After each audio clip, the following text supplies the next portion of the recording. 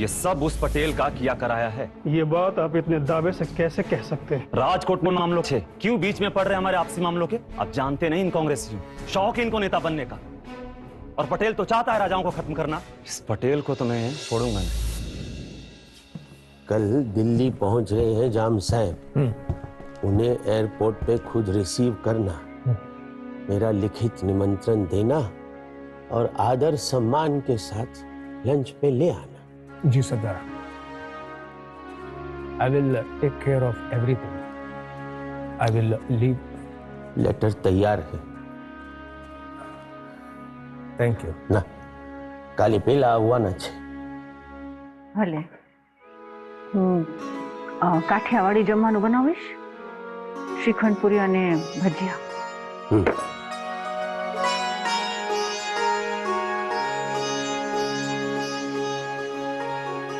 सरदार, आपने तो मणि बहन को बताया भी नहीं कि जाम साहब आने वाला है, तो फिर उनको कैसे पता चला? દીકરી છે ને મારી, बेटियां जो है ना बाप के मन को जल्दी परख लेती है, और फिर इसने तो अपनी सारी जिंदगी इस गरीब बाप की सेवा में गुजार ली ना। आपने कभी दूसरा शादी करने का नहीं सोचा सरदार? मैनन, छोटे छोटे थे ये। मनी बहन तो 4 साल की थी, दाया भाई 3 साल के। अब इतने छोटे छोटे बच्चों को सौतेली माँ के हाथ में सौंपना कभी हिम्मत नहीं हुई मेरी। और फिर ये सब के बारे में वक्त ही नहीं मिला कभी सोचने के लिए। फोन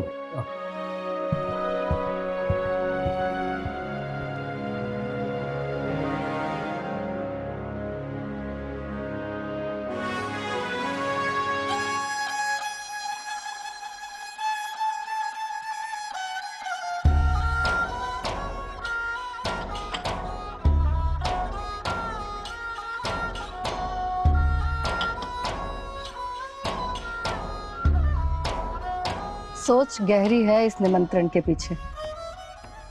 जो भी हो, हमारे सम्मान में कोई कमी नहीं रहने दी। खुद मिस्टर मेनन को भेजा हमारा स्वागत करने के लिए। बहुत इज्जत करते हैं वो हमारी। जानते हैं सरदार कि आपका कितना वर्चस्व है काठियावाड़ के 222 रियासतों पर।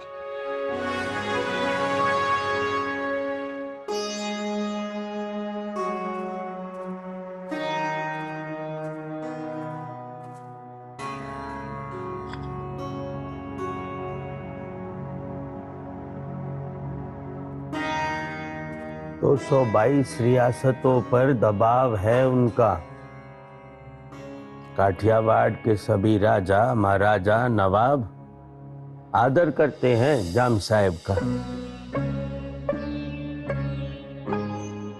मतलब कि उनके हाथ में कमान है काठियावाड़ की। अब किसी तरह उन्हें समझाना पड़ेगा ना कि उनकी और काठियावाड़ की भलाई इसी में है कि वो भारत में शामिल हो जाए।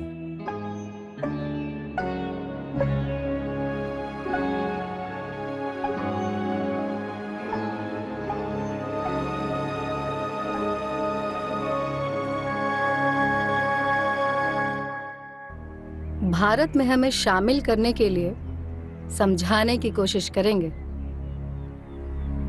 पर हमें अपने बात पर टिके रहना है। जेवा पर से एवा देवा से, जो होगा देख लेंगे। सुना है बड़ा प्रभावशाली व्यक्तित्व है उनका।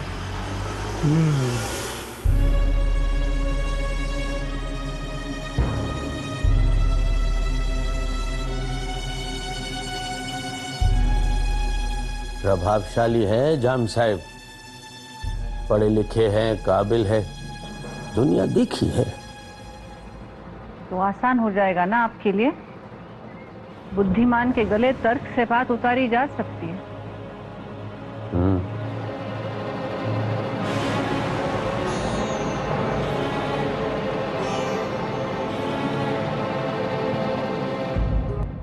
तरह तरह के तर्क देंगे हाँ। पर हमें उनकी बातों में नहीं आना है।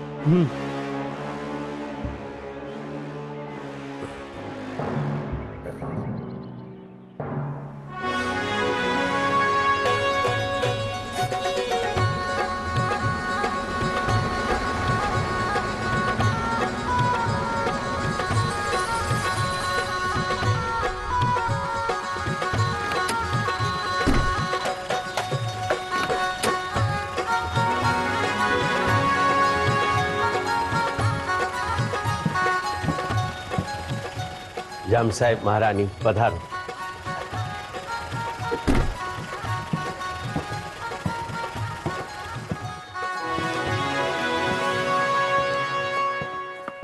परदेशी अगर हमें लूट पाए, हमें गुलाम बना पाए, तो ऐसा क्यों? क्योंकि हम में कभी एकता थी ही नहीं। नियति अब हमें ये मौका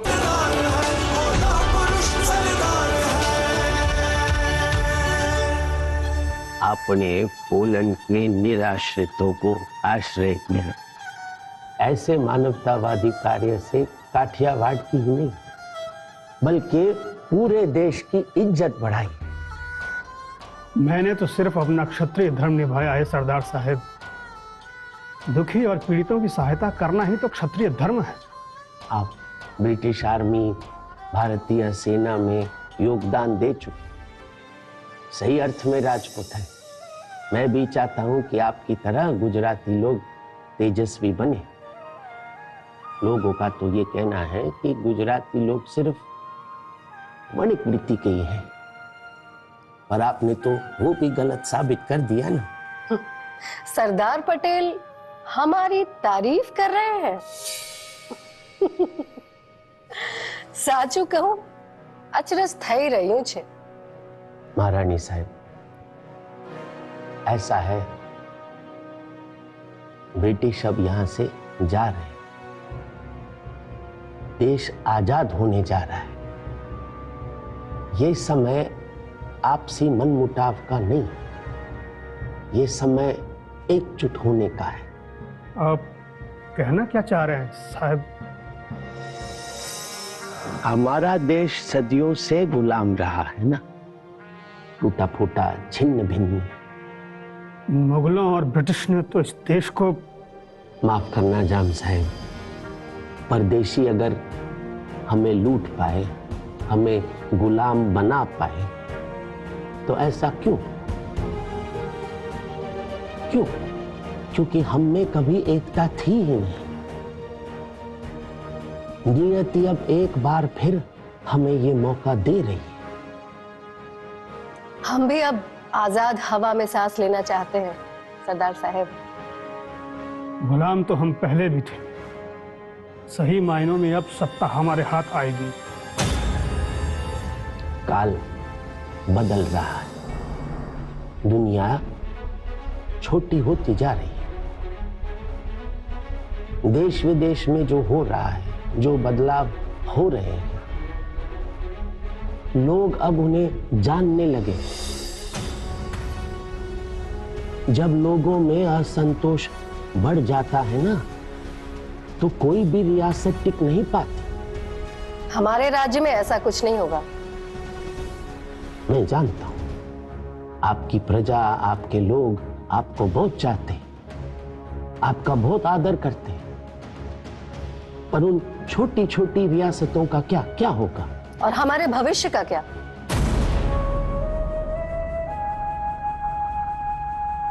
मैं आपको वचन देता हूं, आपके निजी हित संभाले जाएंगे। आपके घरेलू मामलों में कांग्रेस कोई दखल अंदाजी नहीं करेगी। साथ मिलकर देश चलाएंगे ना।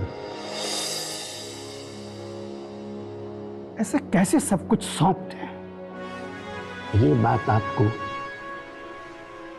कड़वी लग सकती है थोड़ी। सत्ता त्याग करके ही आप उसका भोग कर पाएंगे। कि अकेले कोई भी राज्य अपने आप को संभाल नहीं पाएगा, संभव ही नहीं। देश के साथ आप भी अगर सम्मिलित हो जाए तो अच्छा है। आप जैसे प्रभावशाली, प्रतिभाशाली, पढ़े लिखे लोगों की तो हमें खास जरूरत है ना। खुद के लिए तो पशु भी जीते हैं।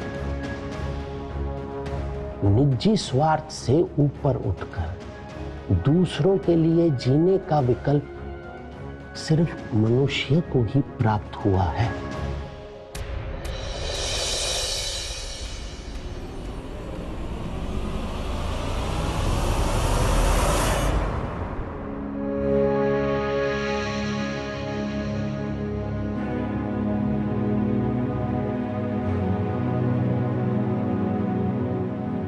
આવજો।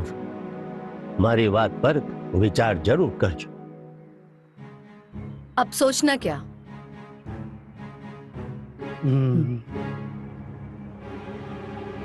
मैं वादा करता हूं सरदार साहब कि हमारा जामनगर स्टेट भारत संघ में शामिल होगा और काठियावाड़ की बाकी 221 रियासतों को भी शामिल करने में आपके काम में सहयोग अवश्य करूंगा।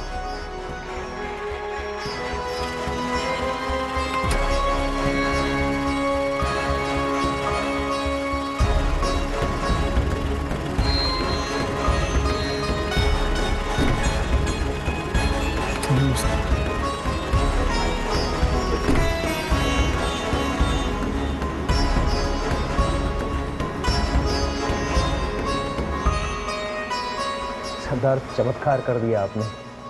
जाम साहब और इतना आसानी से मान गए। कठोर से कठोर हृदय को भी प्रेम से पिघलाया जा सकता है।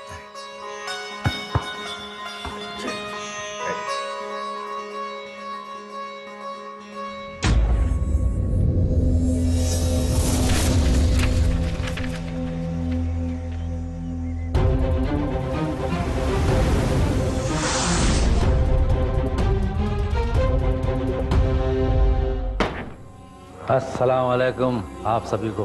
मुबारक हो। नए मुल्क की आपको बहुत बहुत बधाई। शुक्रिया। आपको भी वजीर आजम। Thank you. आइए।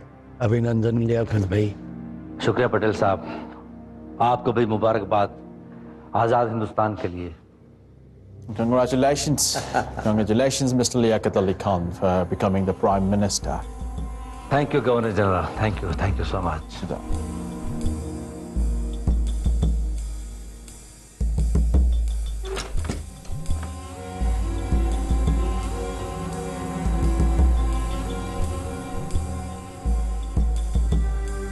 लियाकत भाई, पंजाब की स्थिति बिगड़ती जा रही है। दोनों तरफ से लोगों का आना जाना शुरू हो चुका है। जी, नया मुल्क है, लाजमी है थोड़ा बहुत अदल बदल।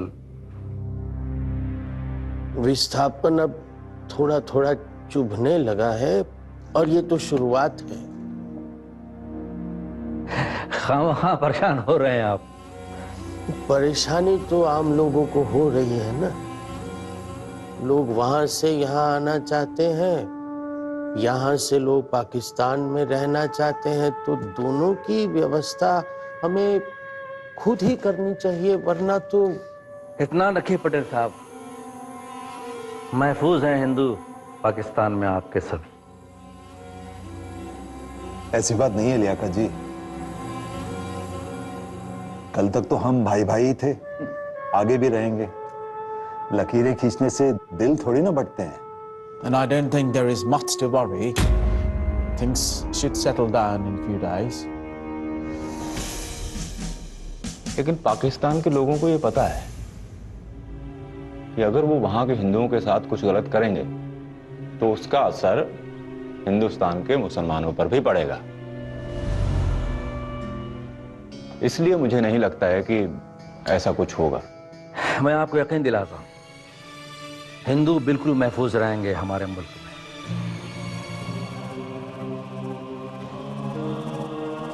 लेकिन सरदार का चिंतित होना समझ में आ रहा है, खासकर कुछ दिनों से जिस तरह की वहां से खबरें सामने आ रही हैं।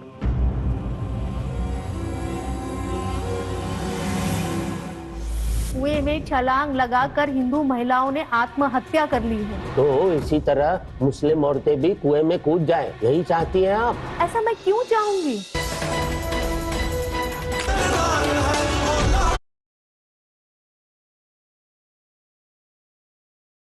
लियाकत अली ने वादा नहीं निभाया और सरदार को जो डर था वही हुआ।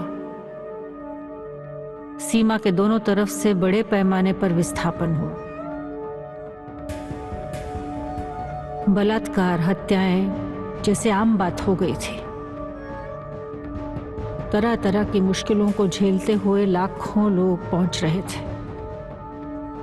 कैसे इंसान इस हद तक हैवान बन सकता है?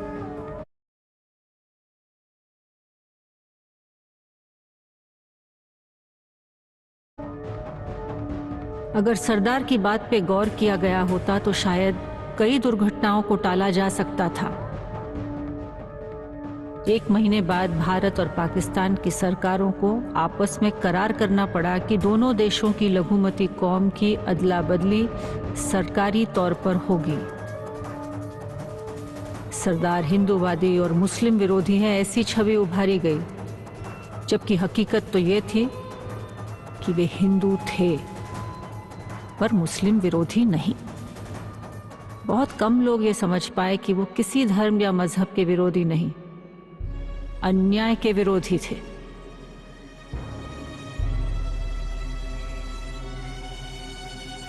सरदार, सुचिता कृपलानी जी। नमस्ते सरदार साहब। बैठो। आपका मैसेज मिला कि एक खबर आपने दी थी संवाददाता को? जी हाँ, उन्होंने मुझे कोट भी किया है। इस तथ्य में सब कुछ है। रावलपिंडी में हजारों हिंदुओं और सिखों की हत्या हुई है। मुसलमानों ने काट दिया उनको। आपको क्या लगता है, इसके बारे में हमें कोई खबर नहीं? कितनी हिंदू महिलाओं के साथ क्या क्या हुआ है, इसका कुछ अंदाजा भी है आपको? उन पर क्या बीती है, इसके बारे में कुछ पता है आपको? ये खबर सुनकर ही मेरा सीना छलनी हुआ जा रहा है। कुएं में छलांग लगाकर हिंदू महिलाओं ने आत्महत्या कर ली है। तो इसी तरह मुस्लिम औरतें भी कुएं में कूद जाएं, यही चाहती हैं आप? ऐसा मैं क्यों चाहूंगी? आपने जो किया है ना, उसका परिणाम यही होगा। आपको क्या लगता है, इस खबर पर प्रतिकार नहीं होगा? अगर हिंदू भी बदले की आग में रास्तों पे निकल पड़े ना, तो मुसलमानों का क्या होगा? क्या होगा मुस्लिम औरतों का? इसका अंदाजा है आपको?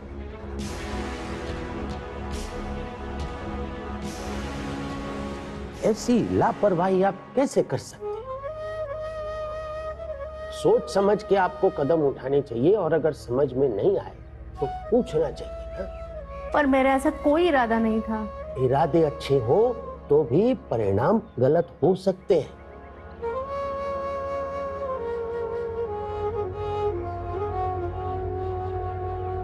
नेनन सरदार, रावलपिंडी की इस घटना के बारे में और कोई अखबार में कुछ भी नहीं छपना चाहिए। Okay Sardar, I'll take care of it। जाइए, समझदारी से अपना काम कीजिए, जिम्मेदारी से।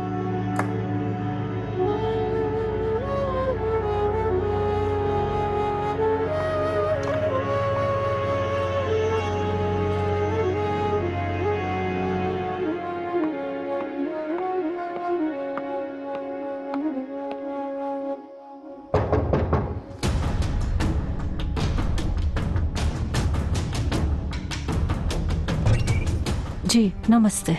नमस्ते।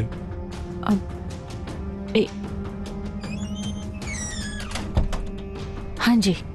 सॉरी मनी बहन, मैं इस वक्त नहीं आता, पर मैं जानती हूँ अगर जरूरी बात नहीं होती तो आप इस वक्त नहीं आते, पर उनकी तबीयत ठीक नहीं है, वो सोए हैं। अर्जेंट ना हो तो कल आ जाओ। सॉरी मैम, लेकिन देखिए उनकी सेहत अच्छी नहीं रहती। प्लीज। नमस्ते सरदार। और आप पूछें, क्या हुआ? सर, खबर मिली है कि बहुत बड़ा जत्था सरदारों का और हिंदुओं का नया बाजार के मस्जिद में हमला करने वाला है और वहां पे शरणार्थी हैं। मगर सर, वहां पे सिक्योरिटी की बहुत बड़ी समस्या है। चिंता मत करो। जी चलो आप सुन, चलो आइए सर।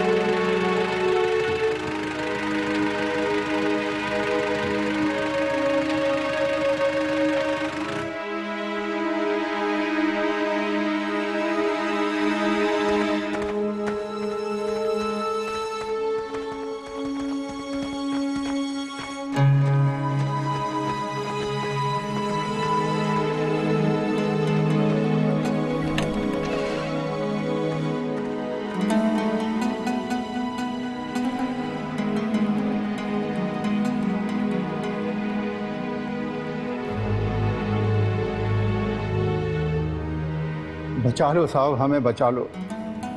वो लोग हमें मार डालेंगे साहब। अब हम कहाँ जाएंगे? साहब उनके पास हथियार है, सुना है आज रात वो लोग हमला करने वाले हैं। वो लोग तो कहते हैं कि पाकिस्तान चले जाओ। अरे साहब, अब तो हमारा वतन यही है, अब हम अचानक कहाँ जाएं? किसी को भी कहीं जाने की जरूरत नहीं। आपकी सुरक्षा की जिम्मेदारी सरकार की है ना, तो डरने की कोई बात नहीं, किसी को कुछ नहीं होगा। यहां कड़ी सुरक्षा का इंतजाम कीजिए। अल्लाह आपका भला करेगा। बहुत बहुत शुक्रिया सरदार साहब।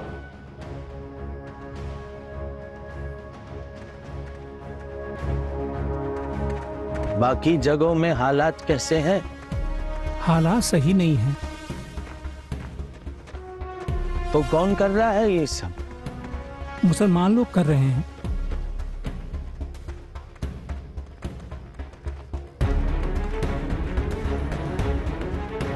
चल, गाड़ी वहां ले लो।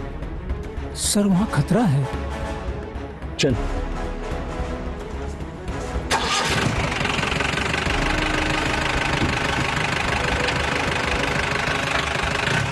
वीरता तो तब होगी जब आप अपने मुसलमान भाइयों को उस तरफ सही सलामत भेजने में मदद करें। लाशों से भरी ट्रेन यहाँ से वहाँ जा रही है, वहाँ से यहाँ आ रही है। इसलिए आजादी की लड़ाई लड़ी थी क्या हमने?